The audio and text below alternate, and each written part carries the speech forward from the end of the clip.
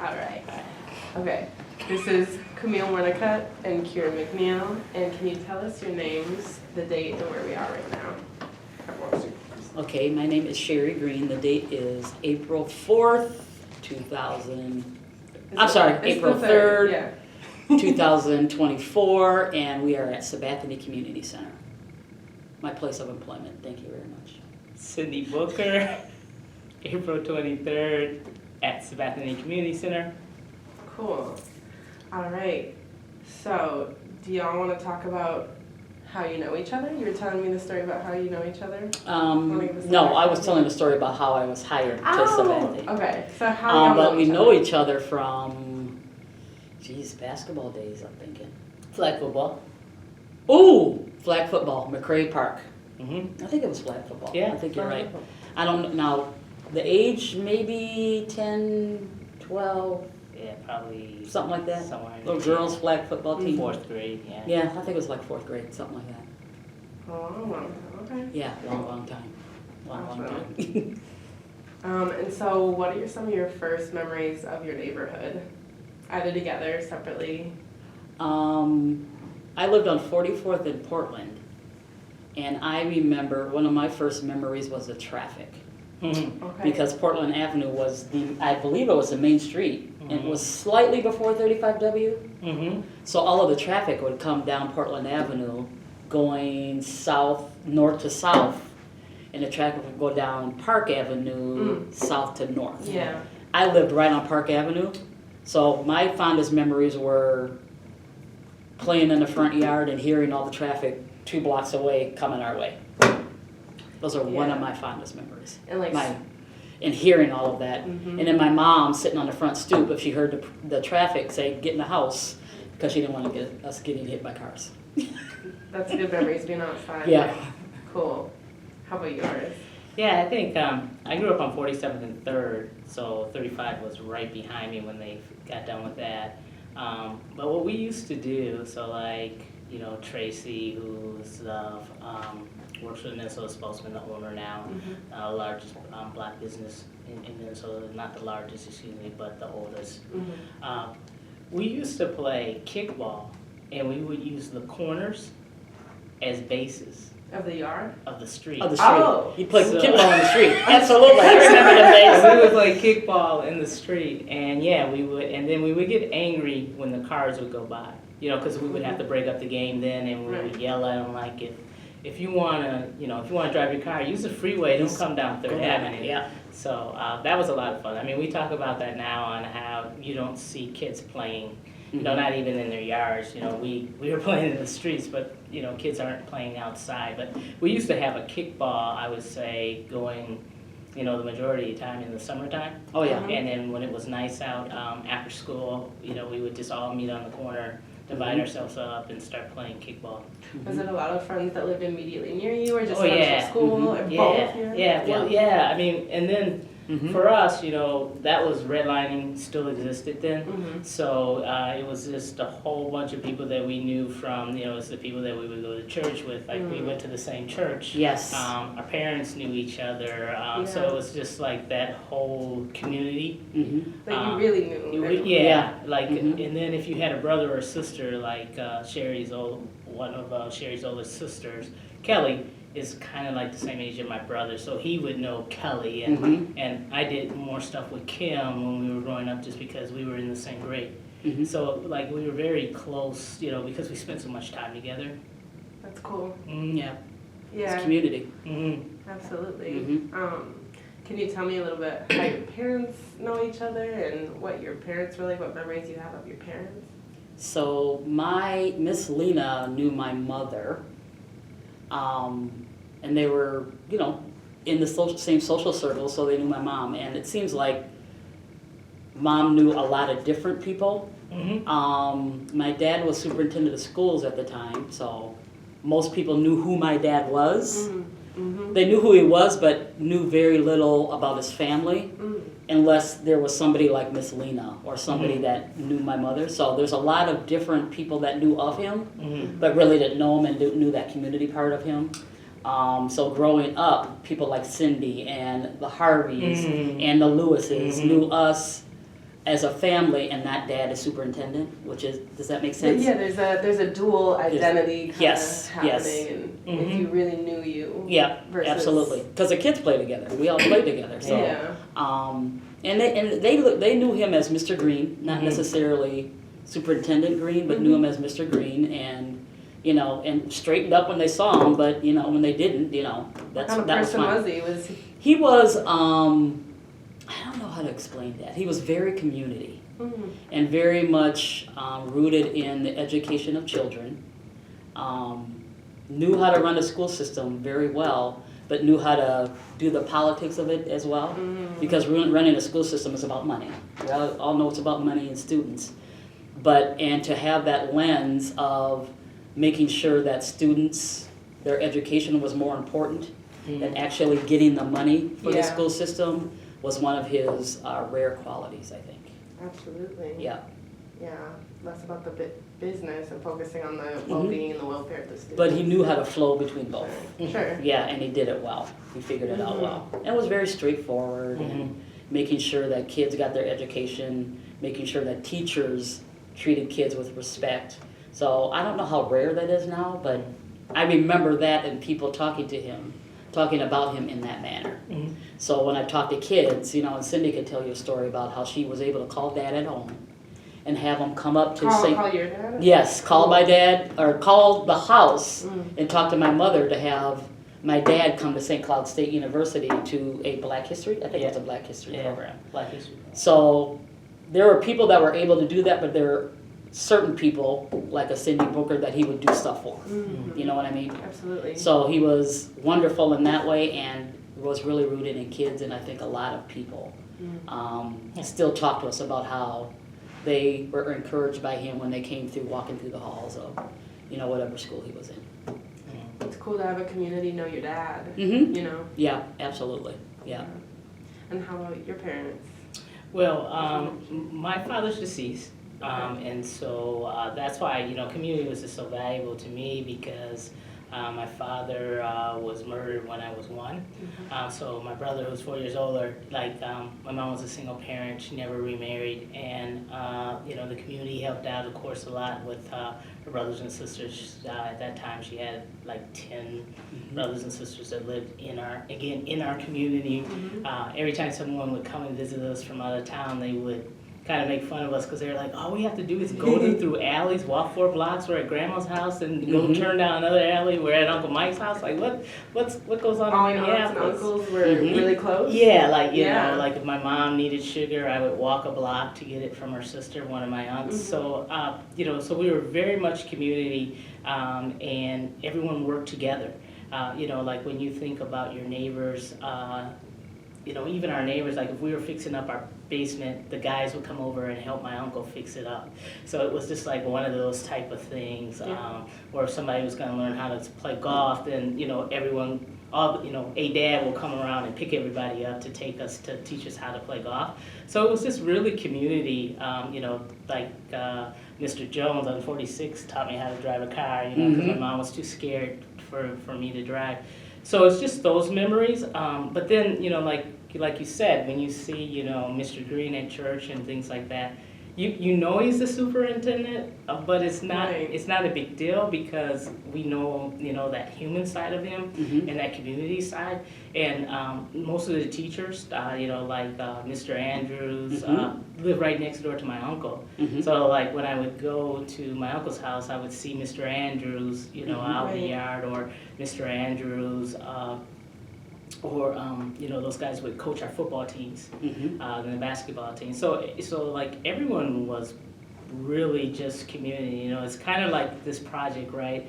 When Greg told me about the project and he said that who was invited, I was like, well, I'm gonna see if Gary from the Sounds of Blackness would be interested, just because those are the people that we grew up around, and we have a lot of great memories. But it's always nice when you can impress people about, like the St. Cloud State story. When I was going there, I was explaining to them, I don't want to go into the student union and see the same MLK movie Yeah.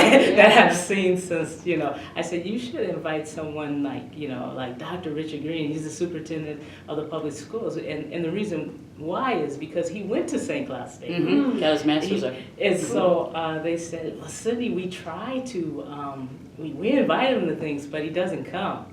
And I said, well, if you let me use your phone, because back then no cell phones, Yeah. St. Cloud's long distance. I go, if you let me use your phone, I'll call my mom to get his number, and I'll ask him if he'll come. I mean, the only thing he can probably say is yes or no. And he came, and the school was very impressed that he was there. And then after he left, I was like, they were complaining about us being on campus after hours, because that was where they had a little place where all of the students of color could go, and it was on campus. And then I said, we should have a house or something. You guys should name it after Dr. Green. Like, that way, if we had a house to go to, people wouldn't complain about us being on campus after hours. And so the university was able to do that, and now there's a Dr. Richard Green house at St. Cloud State. So just, just keeping up with the legacy and moving it forward, I think that's really important. It's kind of like, the exhibits out in the hallway. It's important for people within this community that live in the community now to understand the people that were here prior to them, and that you have the opportunity to learn from the history of it,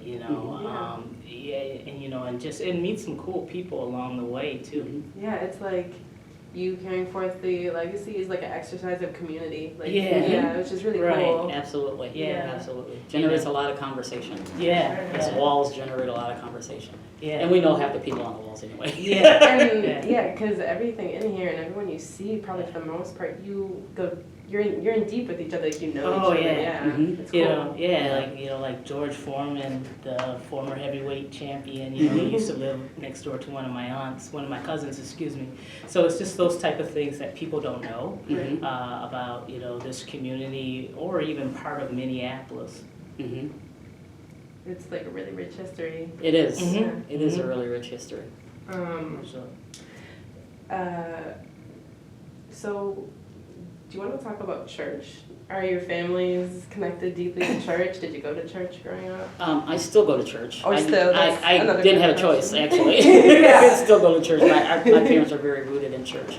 We went to Zion Baptist Church together, did we not? Yes. Yes, we did. So I still go to church. Zion is no longer, Zion has split off to a couple other churches. One of the splits of those churches, that's the church that I go to. But yeah, church was And can you repeat the name of the church? Zion Okay, Baptist yeah. Church. Gotcha. Yes, that's where the church that we went to growing up. I mean, And we I don't know if we were in the church Yeah. choir. I know I was in the church choir. I was not in the church Okay, choir. I was in the church choir. Share some memories. What are some memories? How about you Sunday have? school? Were you in Sunday school? Sunday school. Okay, so we were probably in the same Sunday school Yeah, class. so, and my grandmother was mother of the church, Yes, so we went on Mother a lot. Harvey. Yes. Yeah, so we would go to Sunday school, and then we had church, and then during the summertime we would have to go to vocational Bible school. And again, that's one of those community things where my grandma would go around and pick up all the kids, drive us over north. We always said, why are we going over north to church when it's Sabathany right here, around the corner? where Super Yep. Co-op is? It's just more or less wherever. So my grandparents, the reason why they moved here with my mom and her brothers and sisters was because my mom had an older sister, and her husband was in the service. So they were able to buy a house on Clinton, Okay. and then he was gonna have to go to Germany. And so my mom and my grandma and those guys, they were living in Arkansas. And so my Aunt Jean said, you know what, you guys should come here. You can live in our house for free because it's paid for. And, it'll be a good education for the younger siblings, for my younger siblings. And also you don't have to do all that hard work, So that's how my family, my mom's side of the family was. So then when they came, my grandma was doing a little bit of this, a little bit of that work, being a maid, those type of things. And my grandpa, he wanted to go back to Arkansas because he was like, you know, I can't go hunting here. Like, you got to go way out to go hunting. Mhm. In Arkansas, I can just, you know, go up the street and hunt.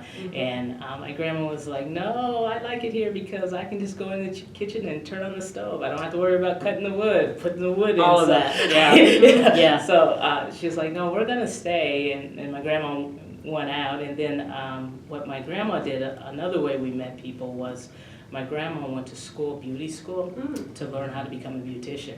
So a lot of the people within our community, would come to her to get their hair done. And so she literally, this is where I think I get my confidence from, because she literally bought a house that had a beautician upstairs, all laid out. It was a business, but she didn't have the license for it. She said, I'm going to buy this house. The reason why I'm buying this house is because I know I'm going to get my license. And she was like 59.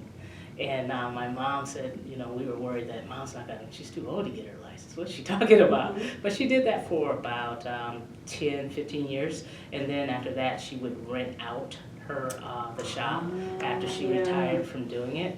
And then my grandpa on the laundromat on 46th Street. Well, what was the name? What's the name of the laundromat? And did your grandma just work under her own name, or was there a name? Yeah. So the laundromat was just called Harvey's Laundromat because of, you know, their last name, and the same thing. My grandma just, you know, it was just more or less you're gonna go to Mother Harvey to get your hair done. And if we were around our grandparents, they put us to work. So and that's, you know, like at the time there was the laundromat, and remember that nursing home? Yes. And the people that own the nursing home are the first millionaires of Minneapolis. Who are those guys again? It's on the wall. Givens? Givens. The Givens family. So the Givens family own the nursing home, and they're black. And then they gave the nursing home contract to my grandpa. So in kindergarten, when I would get out of kindergarten, I would go to my grandpa. He would feed me, and then he would put like a mask on me, you know, kind of like what we wear now because of COVID, and a little gown, white gown, and he would have this big, I don't know, this big huge basket on rollers, and I would roll from the laundromat across the alley, like we would go out the back door of the laundromat across the alley, and I would get there, and they would just come and they would put all this icky stuff. You know, think about it, it's a nursing home, right? Oh. So then I would run it back. Kind of right. I would run it back across the alley, and it was bumpy, you know. And then by the time I would get back into the laundromat, he would have like 15 washers going, and I could just smell the bleach he was putting in, and he would just, you know, he would grab it. I never had to grab the stuff, but I was just like, I just don't. I told my mom, I just don't like doing that. And she's like, yeah, you're helping out your grandpa though. You're gonna work. You're gonna work. It's just like that vivid memories of bleach or something. And it just was, you know, like a lot of orange, red. It was just, you know, it's just a whole bunch of icky stuff. So when you smell bleach, do you think of that now? You know what's so funny is when I smell bleach, I don't even think of that. But I don't like doing laundry because of the laundromat. There we go. I call it laundry. You know, laundry is something I don't like doing. But when I smell bleach or bacon, it's the most safest smell ever because it reminds me of waking up when my mom's playing music on the weekend, and she cooking breakfast and cleaning. And I mean, that's the safest I always feel. So when I think of bleach, that's what I think. And you couldn't sleep in on the weekends? No. Right to work or what? No. You gotta Get do up. something. You gotta do something. You're wasting the day away. Now I love sleep, so it was hard for me to get up. My mom did not play. So, well, what was home like for you? And like, what year did your grandparents come over? Wow, I don't even know. I just know that my mom was in 9th grade and my Aunt Madeline went here because Savannah used to be Bryant Junior High. Yes. So she went here, and then my mom went directly to Central. Did she go to Warrington? They didn't go to Warrington. Neither. Okay. They weren't of that age or what? No, they got here when. Oh, they were older. 8th grade. Okay, so they eighth were grade, older. For my aunt, and they're the two youngest. Okay. So they're the only ones that went here. Went to in Minneapolis, that received their high school diploma in Minneapolis. Gotcha.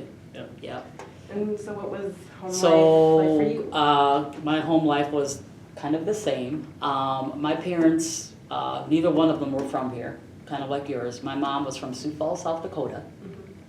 and came, and she'll tell you if she was living, she came on the first thing smoking, because she wanted to get out of Sioux Falls in South Dakota. And my dad came here as a little baby from Arkansas. Okay. And then they met, I don't know where they met, I don't even know where they met. But they met here and, got married at a young age. So grew up in South Minneapolis on 44th and Portland here. One brother and then 3 girls right in a row. Girls. Yep, stair-stepped. So me and my sisters grew up together. That Pretty must much. be fun. Yeah, it was fun, and we're very close. A lot of times when you're that close in age, Yeah. you're not always close. But luckily, my parents didn't give us a choice. So we pretty much did everything together. Yeah. Me, Kelly, and Kim, we did everything together. So we maybe had some different friends, but we all played together. We all protected each other. We were all looking out for each other. If we were out playing, if the street lights came on, you better be home. Sure. Because if you weren't, then you wanted to suffer. You would suffer the wrath of Gwen and Richard Green if you weren't home by the time the street lights came on. But we were I don't know if I would call it strict. I would say we were organized. Structured. That's the word, structured. Very structured. And we all just grew up together in a very structured environment, which is probably why I'm structured now. And have an operational mindset, so we always did things on an operational level. Sure. Had fun though, Yeah. Played kickball and did all those things. We're not able to stay inside on the weekends if it was Nice. sunny out. You do not stay in the house. Go outside. So sometimes you played in the streets, sometimes you played in the yard. Where else did you go? Parks, McRae McRae Park. Yeah. But just to do something, like sometimes Yeah, it's you just can't. like You walk couldn't around stay the inside creek. watching TV. Yeah. Sure. You had to be doing something with somebody. Yeah. And then by the time the streetlights came on, came on, you had to be home. Yeah. I knew that my mom, there was a pole, so the back door, and then probably about 15 feet from the back door, there was a little pole. And I know if my mom would call my name, I would have to, as it was starting to get dark out, I better be near so I can hear her call my name. Yep. Otherwise, if I'm Trouble. late coming home, it's not going to be good. But like back then too, like Southdale was big, so we would take the bus to Southdale. Big red. We would go down to Jet Records right Yes. here. So it was just like you said, we had a lot of fun, but it was definitely structured. But yeah, like even in the spring, summertime, my mom cooked out every night. Yep. Like she wouldn't cook inside, she would cook outside. Back then, not too many people had central air, we didn't. So she was just like, no, don't want to make the kitchen too warm, so we're all gonna Go outside. eat. Yep. So and then again, that's when the neighbors might say, well, let me put something on the grill, or Very community. and then people come over and we start. I think one of the things that reminded me about this is like when Ronnie and those guys are playing football, right? It was kind of like Dr. Johnson, who was the principal of the school we went to, Yes. played golf with your dad. Yep. Field Elementary. Yes. So on Saturday, when we went to Dr. J's funeral, Robin, Dr. J's son, who's my brother's age, came and sat by my mom. And he goes, this reminds me of Saturday morning, get up, play football, play football at McRae, walk to Mrs. Booker's house, and then she's cooking, they're cooking for us, and then someone gets up and starts talking about what you're going to do after you graduate from high school. Yes. And Those were the conversations. Yeah, those were the conversations. Forward thinking. At your house? Yes. Oh my gosh. Yes. So what do we do? Well, my dad was an educator. Right. So what are we doing after we graduate? So those are the conversations that we had. So that was always on our mind. Yeah. In terms of first of all, you can do anything you want. Exactly. So just make a decision to figure out what you want to do, and we'll help you get there. That's exactly Really. what it is. But you just have to be the best You gotta at what you do. Yes. You That's can what decide what you want to do. And you have to figure out how to do something. You can't just You can't float. You just You can't float. Yeah. You can't make a decision later. Well, you can make decisions. Yeah. 10 As or long 15 as you got a decisions journey. by as long as you have some sort of journey. But indecision. And you have a goal. Yeah. Oh my You gosh. gotta have to have a goal. Yeah. You have to it's- have a goal. Yeah.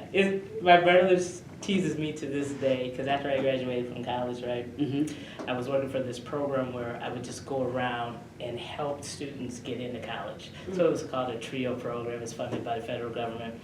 And my grandpa, when I said I was going to buy a house, he was like, how are you going to afford a house? I said, well, Grandpa, I got this job where I help kids, apply for college. And he goes, that's not a job. I know. He was just so frustrated with me. He was like, kids should be, applying for stuff on their own. What do you mean you help them? I go, well, Grandpa, everyone didn't grow up like us, so they don't know those type of things. So, like, I'm teaching them. And so every time I would go down there, he's like, Cindy, what do you do? What do you do? And so my brother and my cousins still tease me about that to this day. Cindy, but what do you do? What do you do? Yeah. Cool. What do your brothers do? Do they work in a similar field to you? No, but it's like it's funny. Again, Zion Church. One of the deacons worked for Super Value, and he came up to my grandma and he said, "I need 2 carryouts. And if they're 14, and if their mom writes a note, they can work for me." And she just said, well, I know my grandson, Ronald, will be one of them. And I think Mr. Warren's son was the other one that they signed up. And so they started that next Sunday after church at the Super Value. And he worked there all the way up to he retired in various positions. Oh, wow. And I always tell people this, like he was in a union and all this. And now when I do his taxes, I'm just amazed how much money he gets from the union. Like, I've had various careers. Like I worked for Target, and of course I got stock there and things like that. Yeah. I don't think it's going to add up to how much you make based on he's getting from those the lifelong union. careers. Yes. You think about if you worked somewhere, since you were 14 and you were paying union dues, and then he retired when he developed Parkinson's at 50. But gee, that's a long haul. Yeah. But having different opportunities that people still give him a hard time. Like, man, the only job you ever got was through your grandma. But I still got it. Right. So. It was my job. Yeah. Absolutely. So that's cool. My next question. It sounds like you guys have some memories about either before 35 and after 35. Do you want to talk about 35 being built and the impact it had on the neighborhood, or what you remember about it? I remember people being displaced and having to move. But my biggest memory is all that traffic that used to go down Portland Avenue. Right. It got quiet. Things got quiet. But those are the fondest memories that I have. I think, for me, I was young, but my mom always made a difference between boys and girls. So my brother would get to go play where they were building, they had the real dirt trucks, so they would take their little dirt trucks out and they would play. Go play while they were construction. And one of my cousins, Steven, he wore glasses and he had horrible eyesight. And what happened was he took his glasses off because Sam was getting in them, but then he forgot and couldn't see them, so he came home without his glasses, like people were. and at that time, we lived directly across the street from them in a different house, so we lived directly across the street. And my Aunt Dora was just frantic. I just remember her saying, Lena, get Ron, Cindy, we gotta call Mike and all those guys and the Boziers, we gotta find his glasses. And then my mom was like, I'm not going to look because he knows where those glasses are. Like, Steven needs his glasses. He knows where he took them off. Yeah. And so, like, when he was like 20, we were just one of our family picnics. Someone said, dude, what happened to your glasses that time when you just said you lost them?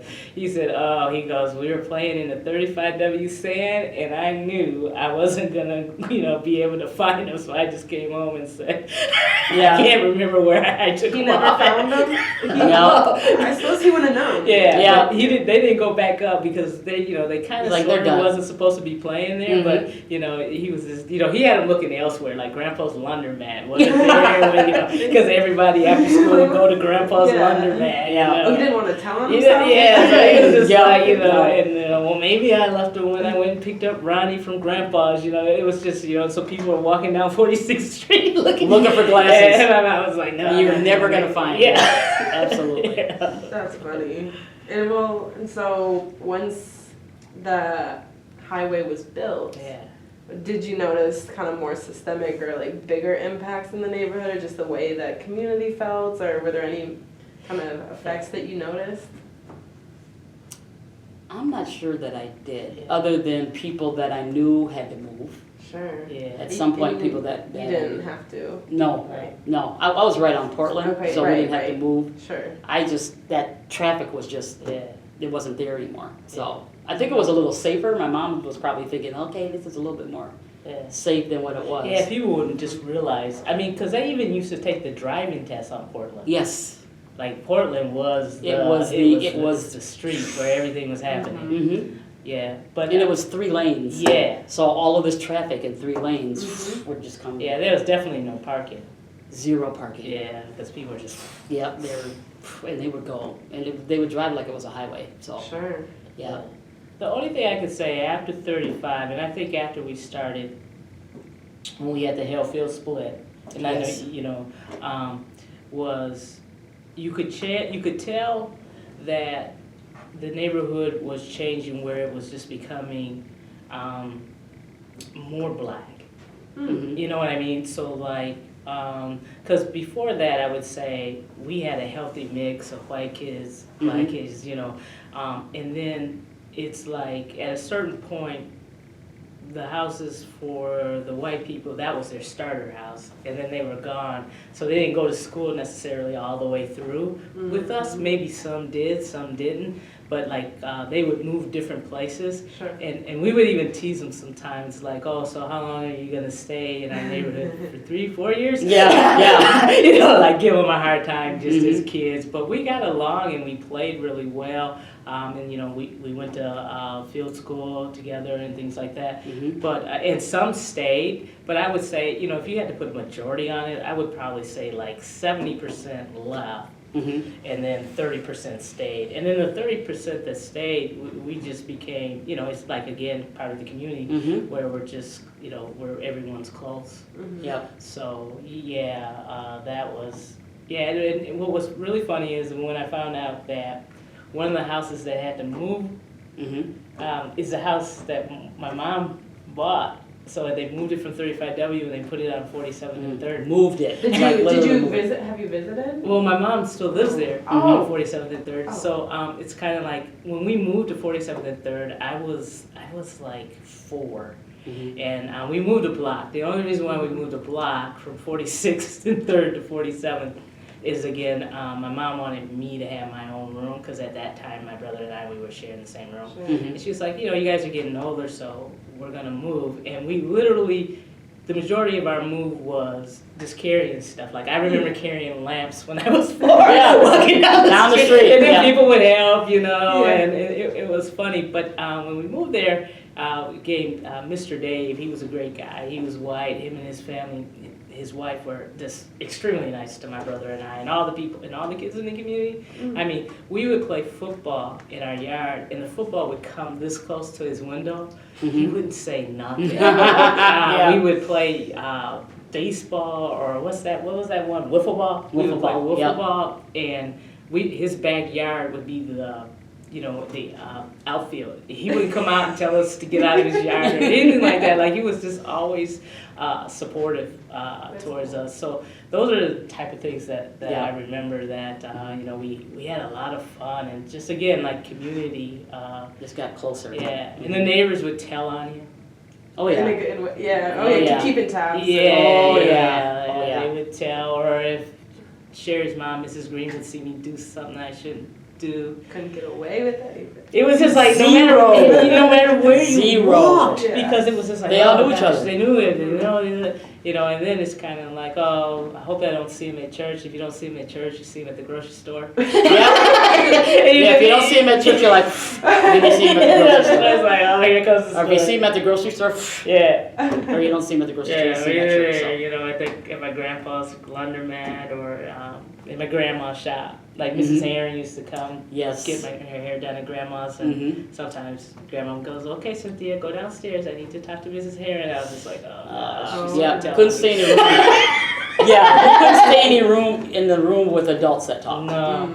You had to be sent somewhere different. And then that's Yeah. Then I was like, they're talking about adult stuff. So yeah, talking about adult stuff. I hope I'm not in trouble. I hope I'm not in trouble, and I hope I'm not part of that conversation. Absolutely. Yeah, that's a really good example of like how insular and connected the community is. Yes. Yeah. That's cool. Do you remember what kind of hairstyles were popular Oh at that man. time? Yeah. When we were growing up, it was the braids. The braid over here, braids, and two in the back. Yep, there's that. For And then- kids, oh yeah, they had the one braid and then the two in the back. Yeah, all of our Or pictures one had big that. ponytail. Yeah, one big ponytail. For adults, it was more like Yeah. sweeping, kind of Process. bigger, Yeah. sweeping, kind of bigger hair, kind of bouffant looking Yeah. hair.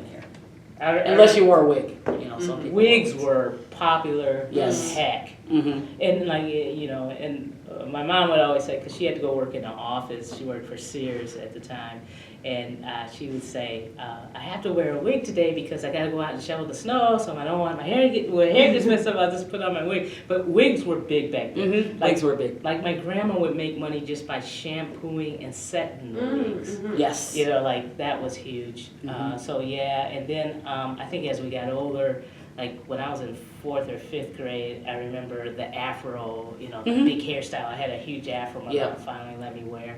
And, that was like 70s, Yeah. early 70s. Mhm. And then, you just progress up. I was teasing my brother the other night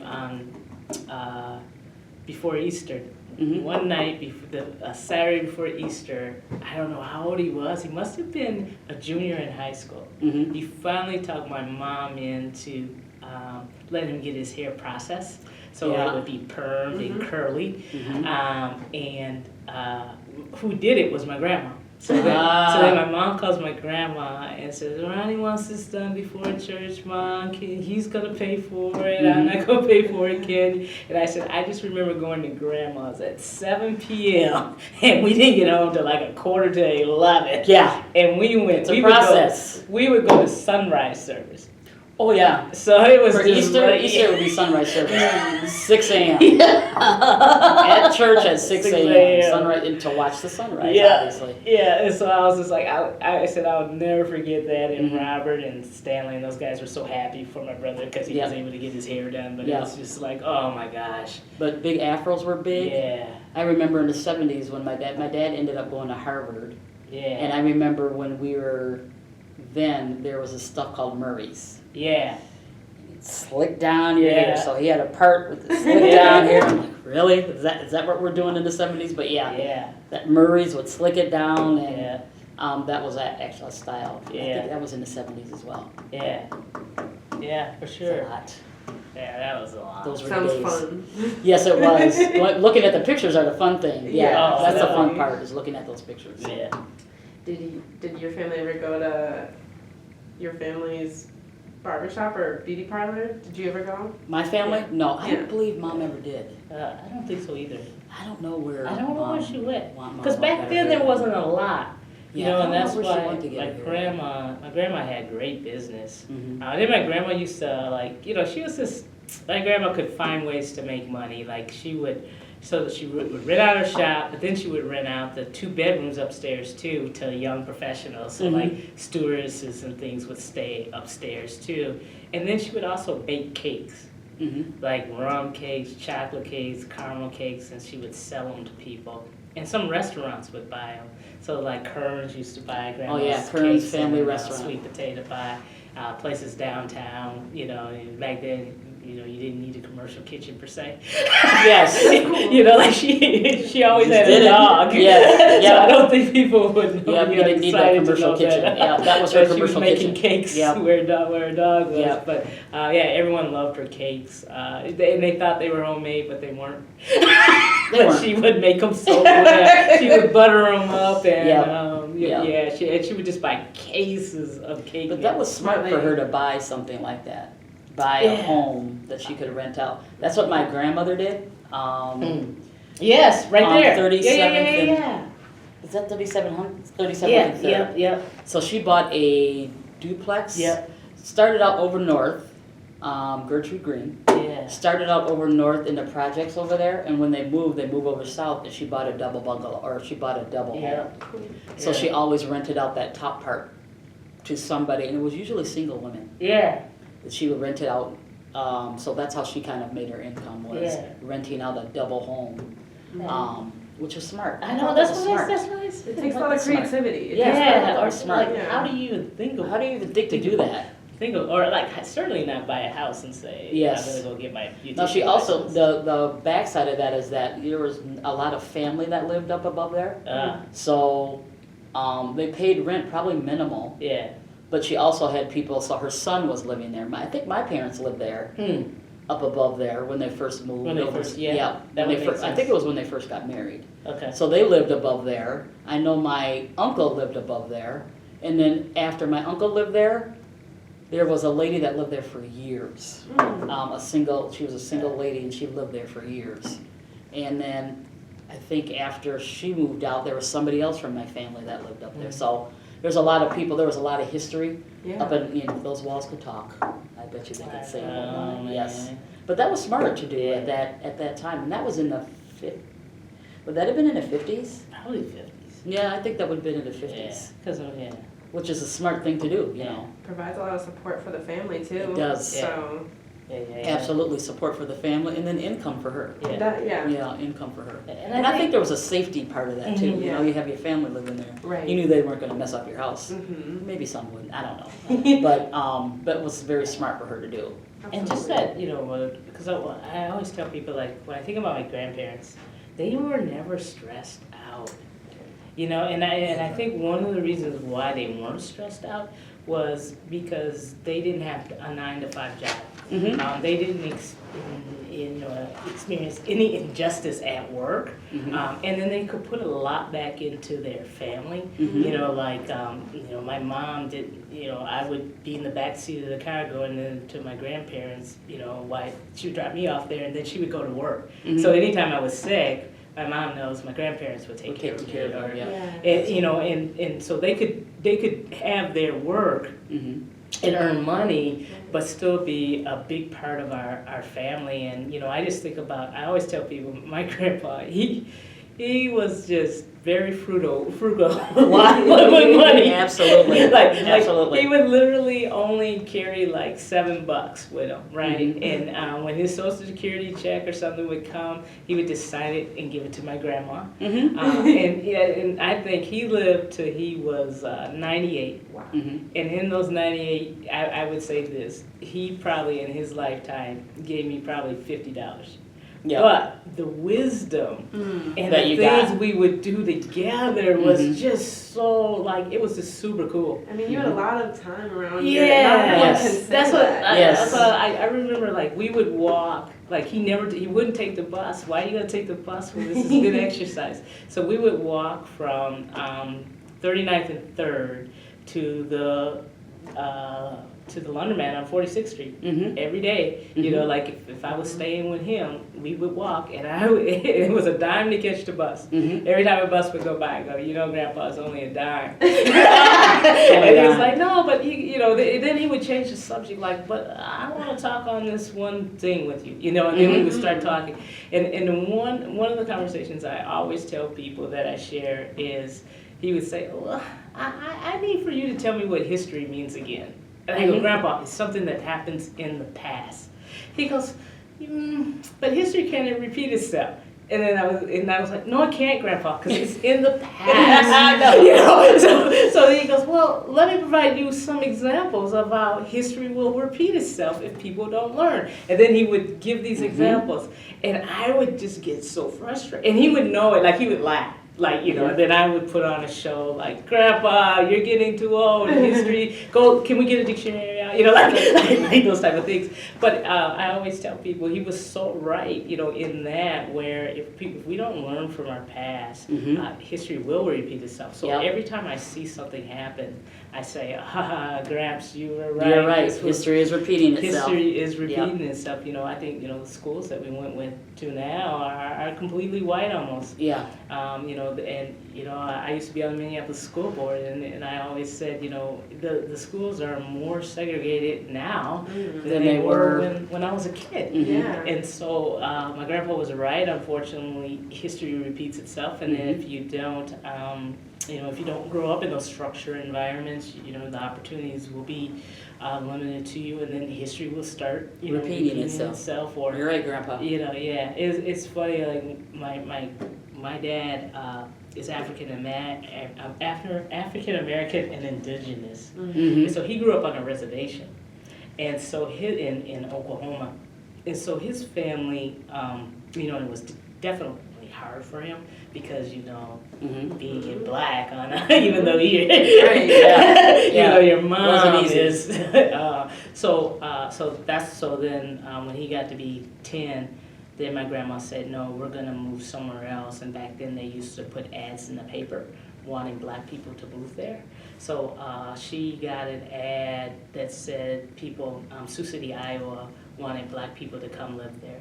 And so she told her sisters that they were going to leave Oklahoma to give my dad an opportunity to, be amongst black people and not get teased so much on the reservation. And the story my mom always says, she said, the only reason why your dad says so my dad he served, in the service and all those things.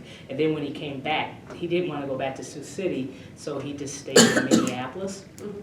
And he bet my mom they worked at the same place. He was in the computer part, and she was in the finance part. And so he kept on asking her out, and she wouldn't go out with him. So finally, they went out, and he met the family and stuff. So he told my mom this. He goes, the reason why I want to marry you is because your parents are great parents. And he goes, I need to break the cycle of my, he goes, I want my kids to be, be in good shape just in case something happens to me. And so it was just kind of like he had that vision. But yeah, he told, and then my mom goes, well, what are you talking about? He's like, well, you're going to be a good mom because your mom's a good mom. If you don't have that and if you don't see it every day, and he goes, then my kids, can be good moms and good dads. So that was the reason why he married my mom was because he liked her family. Liked her parents. That's important. Yep. Makes sense. Yeah, absolutely. That's crazy. My mom was kind of good looking too, though. Yeah, she still is. Yeah, She I still know. is. Everyone's like, are you sure that's your mom? Real tall, pretty lady. Because she's tall, you're short. Yeah. I know. Yeah, the height thing always. I know. She sounds lovely. She Very is. nice person. Very nice person. That's cool. Do you know if your dad tried to access anything from the GI Bill after serving? He did. And he was able to. Okay. Yeah, in fact, that's how they bought the house, because they were living over north, and all my mom's siblings are south, and so she didn't have a car, and my dad would always work late, and so she would literally stay over south until it got almost dark outside, and then the place where they were renting said, I knew that's Lena Booker hitting that step. Yep. And she was just like, I can't take this north side. So she kept on pestering my dad about accessing that, and then like he was just amazed. It's kind of like that old story, right? Like, they're paying $60 a month for rent, and I think their house note was like $40. I remember seeing my mom's house note when I was in college. It was just crazy. That's crazy. It was like $75. Like, it was like, come on. How does that happen? Yeah. You breathe and spend $75. There you go. Yeah. Because I Absolutely. remember one time I was in college and mom goes, how much is your rent? I said, Mom, the apartment's going to cost $400. I go, it's my senior year. I deserve to stay up. She was like, $400? Oh my gosh, that's like half the year of my mortgage. I know. So I was like, no, Half the year of your mortgage. That's crazy. I was like, I do not believe that. Let me see it. And then when she showed it to me, I was like, wow. It's, it's kind of like when she paid off the house, we were asking her, my cousins were asking her, so what are you going to do with all that extra money, Lena? Oh, maybe I could buy a new pair of shoes. Yeah. Absolutely. And were there a lot of other vets in the neighborhood? Yeah, and then, and so, you guys should do a story on this, is because we always hear about the migration north, like black people came to find jobs up north because it was a better place. I'm thinking probably some of that happened, but I think a lot of times what happened was when they got drafted, so like, when my father, and when how they got here through my Uncle Carl, Fort Snelling was their station. That they had to come to take the picture, do all the activities. My dad coming from Iowa, Des Moines wasn't big then. It was Fort Snelling. They all would, and I think there's stories about how, I don't remember what funeral. Oh, I was at Mrs. Johnson's funeral, and they were explaining how the guys that were in the service, they would literally do this. They would find, because at that time there wasn't a lot of black people here, so they would literally find all the black women that were available. They would get on one bus, and then service guys that were available would get on one, and they would go somewhere. Like the buses would meet somewhere, and they would dance and do all that movie stuff, right? Yeah, and so that's how Kirsten Johnson's dad and mom met through that process. Yeah. So when my dad got out of the service, he said, "Hey, I don't want to go back to Iowa." But it's like the Solomons, like the Johnsons, all those guys, Wilsons, all their dads were in the service. Yeah. I didn't know too many service individuals. Do you have a lot of educators in your family? No. Dad was the biggest. Sometimes when you have somebody that has a job like that, you really don't want to go into it because you knew how hard it was and how much work it was and how much energy it takes. Sure. Yeah. So I think me, Kelly, and Kim are like, Dad, you got that. We're good. We're good. So we're going into other things. So I'm here actually in nonprofit. My sister Kim works for Optum. So she works in the health. I don't know if that's healthcare. I don't know exactly what that is. And my sister Kelly works at Voya, who's in she's in customer service management. So we stay out of education. Public facing. Yeah, that's how I was going to say though. You got to look at this job. It's probably more. It's close. Yeah, so it probably as close as it is. Nonprofit is no joke. Yeah, and it's hard. It's hard and it's community. Yeah, you want to do the best you can for the community. Yeah, so that's Bethany does do that. Yeah. And then there's connections somehow, some way between schools and community work. Somewhere along the way. There's connections there. Because I know there's youth programming here that we want to get started. Now I hear from Minneapolis Public Schools, a lot of their after-school programs are getting cut next year. Oh, I'm pretty sure. So I'm just like, tap into that and bring that kind of program in here to Savannah. Yeah. So that's one of the ways you're kind of seeing maybe what Sabathany does change. How has Sabathany kind of changed throughout time since you've been here, or like been part of the community and received services maybe? What are the changes? I went to the services. Did you go to the programs here at Sabathany when you were a kid? So we went to the programs here. I was at Sabathany before it was Sabathany. Yes. Like when they closed the school, they didn't really board it up tight. So when my grandparents literally live a block away, so we would play hide and go seek here in this building, big building with the bats, the mice, all of that. Yeah, I mean, and it was dormant for how long? I don't even know how long it was closed. I can't remember. Before. We would so take Sabathany went to the Minneapolis Public Schools, and I think this was like 80. I want to say this is okay. So Dad was in the West area then. He's a West area superintendent. So Sabathany purchased. Yes, he was. I think he was in the West. No, check this out because so my next door neighbor, Greg. I asked him. I said, did you graduate from? No, I asked him. I said, hey, did you go to Washburn? And he goes, I went to Central and Washburn. And I go, how's that work? And he said, he had to. I think Central closed in 82, and then he came to... No, it closed in 80. I was in it. Trust me, I remember this. I was in the 10th grade. Kim was in June. I think it was in... What it was? If you were in 10th grade, because I graduated in 83. No, I think it was 80. I'm almost sure, because I was in the 10th grade. Okay. When the schools closed. Because I remember going... We were going to go to Washburn, but couldn't go to Washburn. I ended up going to Southwest because we were in that district. So I remember when the schools closed, they did all this disbanding and relining. So I wanted to go to Washburn and play basketball with Cindy Booker, but we ended up, because of where we live, 4-time going to the state tournament. you know, whatever. Because of where we lived, we had Sorry to go to. about that. I know, sorry about that. You can take that off. I don't care. Sorry. So I ended up going to Southwest because we lived in that area. We were like, See, and I was a freshman then. hold on. I was a We freshman. were like, I'm not too happy about, do we have to go to Southwest? Yeah. My sister Kelly really wanted to go to Because Southwest. Kelly was at Washburn for a while. No, she never went to Washburn. She didn't? Mm-mm. She never went to Washburn. We ended up going to, maybe she was at Washburn for a quarter. It might have been one quarter. I do. But we moved at a time Exactly. where we had to Yeah, switch yeah, schools. yeah. We Sure, moved at a sure. time where we had to switch because schools. she would hang out with us. Yes. And we kept on saying, you better You're, get to you're school. supposed to go over to Southwest, Yeah. yes. So we ended up going to Southwest, where Washburn would have been the school that we went to if we would have stayed on 44th Yeah. and Portland. Explain why. Why we went to Southwest? Why you wanted to go to Washington? Like what were? Well, my friends Because all of us were there. But Southwest was brand spanking. It was a Yeah, brand spanking it new for was. us. From where we lived, we had to go there because Dad was superintendent. You can't have favorites and just send your kids to schools that they want to. So in order to stay within the district and do what we needed to do, we ended up going to Southwest.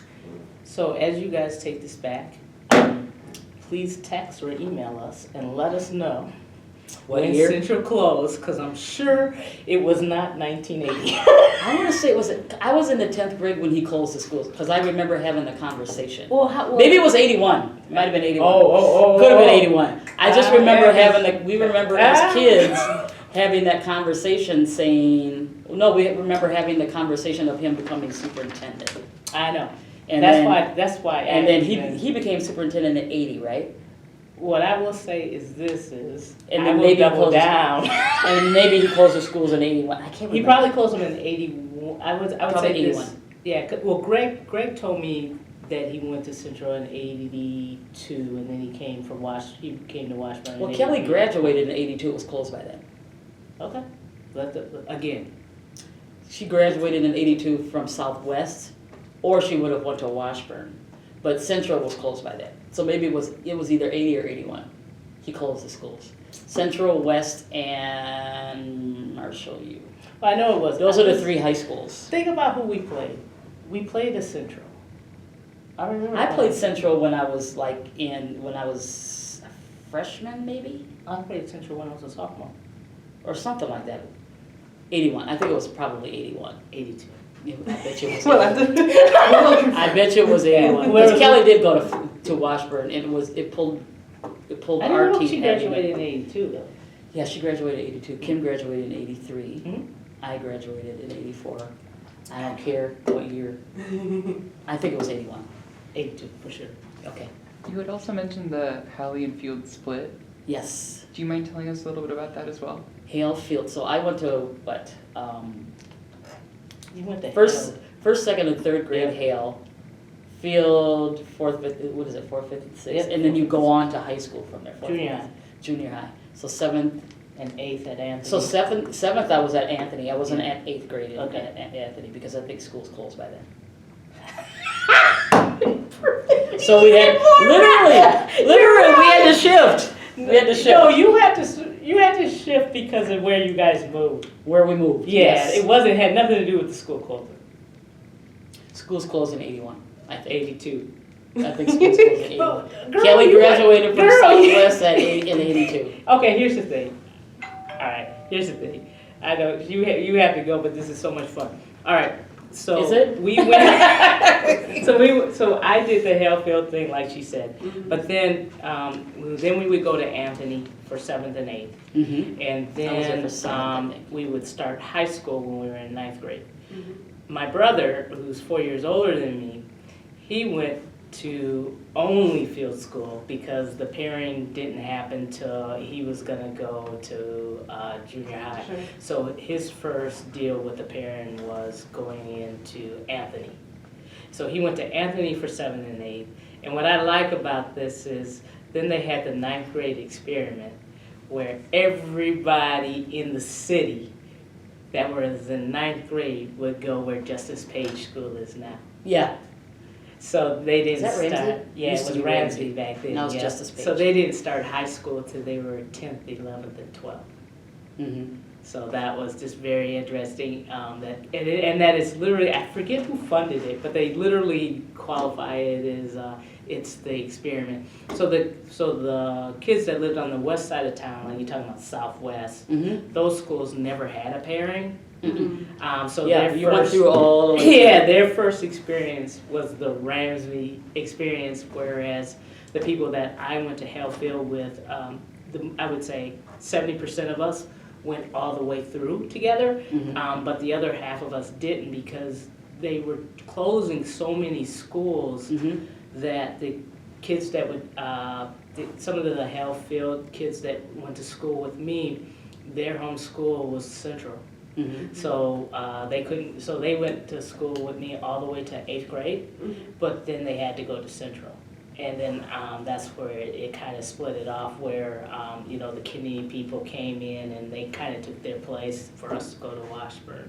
So some of the kids that were on that we played with, like the Haydens and things like that, they lived in the Central neighborhood. Yeah. And Central was, the two schools were very different. Mhm. Central was populated with more African American than Washburn, yeah. and Southwest. and Southwest and South at the time. Mhm. So it was like the happening school on the South Side.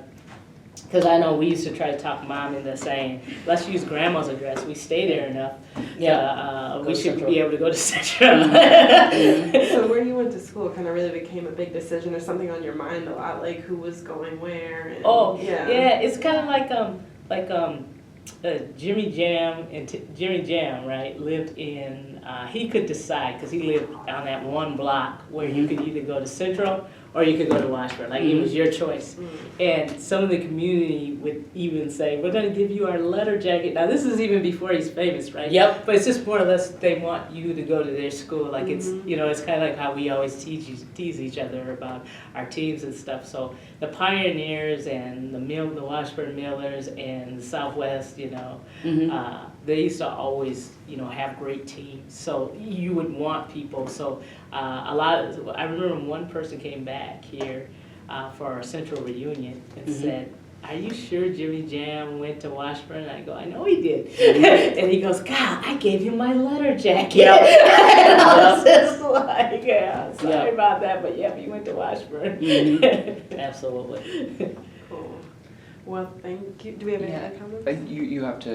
Want to be respectful of your time. Yes, I have to be home by 6:30. Do you mind if we just, our closing question is, what's a way you'd like to see Southside history shared to the broader public?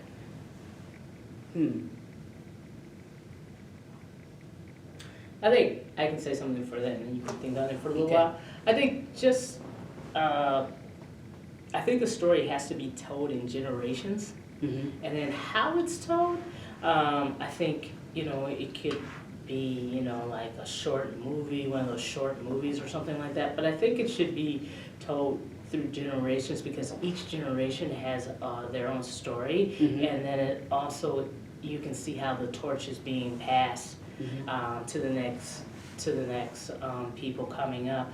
So that's how I think of it. Yeah, I would agree. Generations and connecting with people that have been here for quite some time. I Yeah. think that can tell you the stories about it. And accurate stories. Yeah. 'Cause Just saying. schools closed in 1981. That's why I say accurate stories. No. But individuals like, Mhm. I would love to hear Lena Booker's lens for living in Southside Minneapolis. Mhm. Oh, well, so my I would mom's. love to hear Yeah. that age Yeah. group talk about what it was living in the South Side and feeling that, having the history of it and feeling that pride about it. Yeah, that pride, but then just also just the little things, like we were talking the other day, So my mom is very fair-skinned, and her younger sister is a little bit darker, and no one thought they were sisters. So they would talk to my Aunt Madeline about my mom, and they would talk about my mom, and they had different last names because they were married, right? So they had no clue, and it was like that bright-skinned person thinks she's blah blah blah blah blah blah. Little do they know. She got her hair done, and she thinks she's all talking about my Aunt Madeline. And then when they would quit, when one of them would quit where they were working or something, and they were like, they would tell them they were sisters. But I was like, just look on people's faces. The expression was like, they could just see everything they had told. I was talking about her sister, and they were only 2 years apart. And so those type of things. But I think just getting it right in every little thing. I work for another nonprofit now, and part of my outreach is helping underserved population get jobs, right? So I went to this one place over north that's like a block and a half, if that, away from Zion Church. So when I got there, I was just thinking in my mind, like, this place looks so familiar to me, but when that haze comes over you. And so then I'm driving, I'm like, well, I get out of there, I'm driving in the car back over here, and I'm like, what was that? Like, where's this memory coming from? And then by the time I got home, I called Mom, and I said, Mom, where was Aunt Dora's place where, so my aunt, who was a nurse, my mom's sister, she opened up a house through Zion Church where expected teenagers that were going to expect a child could live if they were homeless, and she would make sure that they would get the right food and stuff, because she was a nurse. She was really big on feeding the child before it's born and all those type of things. And so then I was like, I don't know, I can't remember. Your Aunt Dora's like you. She was always doing something. So I went back over there the other day, and I go, you guys, this is crazy. I go, but I think like my aunt used to have this as a place where they're like Teen Mom State. I go, yeah. They're like, yeah, and I was just like, wow. They were telling me what has changed, and I go, I couldn't even remember. I go, but when I came up these steps, after you get in, you got to go up another step, like 4 steps for a house. That's weird. And I just said, I just remember that being a kid. Like, I was thinking to myself, this is weird. Like, it's like outside steps, inside steps. Like, it was just muscle memory. Like, I know this. Yeah. But just to have those those accurate things, or just talk about all the businesses, Yes. And then again, how you see history repeats itself. Like when you look on Lake Street now, look at the businesses that are on Lake Street, right? And look who owns them. And one of the reasons why they own them is because they have a difficult time having other people hire them. Yes. Like one of the reasons why my grandparents were entrepreneurs was because my grandpa, he was as fair as white, and my grandma was as black as black, but they wouldn't people wasn't going to hire them per se. For who they were and for what they could do. And so every time I think of Lake Street, or I think about the new populations, the Latinx, Somalia, I always tell people, we have to help people like that as much as possible, because I was once them. So I know that struggle. So that's why history is important to me, and that's why I just think generational, the story of how how things change. Like when I was a kid, there was probably 2 white families on the block, and now it's only 2 black families on the block. So just that changing in the neighborhood, and how did it change, and things like that, and everybody will go, taxes got high and stuff like that, but they changed zip codes. When I grew up, it was 55409. Then all of a sudden, like in 2000, they changed it to 55418. My mom's zip code became that, and so then that puts it in a whole different zip code area, right? So it's just for people to understand that changes are consistent and they're fluid, and it happens in each generation. It might happen a little different, but it happens. Absolutely, it happens. But and to acknowledge that and to learn from it, how can you help people, or, you know, like what I do is just because people help me. Mm-hmm. You know, and that, you know, that's the only reason why I love doing what I do, is because it made a difference in my life, so hopefully I can make a difference in a few people's life. So that's why I hired Sherri. I was hoping to make her life better. And to run her food distribution center that she said was getting ready. Oh, this is gonna close. And, well, well, when I decided to resign from Sabathity, I said, I have to get someone from community that will keep the food shelf alive, because one, it's the largest food shelf in South Minneapolis. Two, the community, the history behind it is awesome. Players to longer, yeah. But it's a lot of work. So if you don't believe in community, you're not gonna help. You know, if someone calls in sick, you gotta unload the truck. Yeah, I did that a lot. You gotta, you know, she can do a forklift. Now, she didn't tell me that when she hired me. She didn't tell me any of that when she hired me. I just said, let's program keep the management, legacy. you know how to do this. Let's keep the legacy alive. Yeah, remember Mrs. Walker?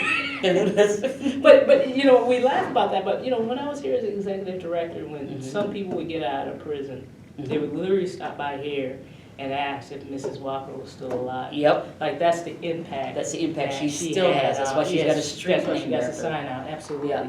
So, you know, and then you know, like Tracy and those guys, you know, the spokesman, my grandfather. I mean, the politicians used to always be here because they would, you know, be a part of their, you know. So I got to meet a lot of people, like Humphrey, you know, the Mondales, and things like that. They would just come in our community and meet with us, just, you know, just like everyday people, because of the businesses, because of the Minnesota spokesman and what have you. So those type of things need to be told. Otherwise, people they don't understand the They don't get the value. history. Yeah. Yeah. You know, because they'll say, why would you want a small spokesman when you could go work here? You know, and it's just like, it's more than that. It's not. It runs deep. Yes. Yeah, you know, like. And it runs deep in the community. So Yeah. absolutely.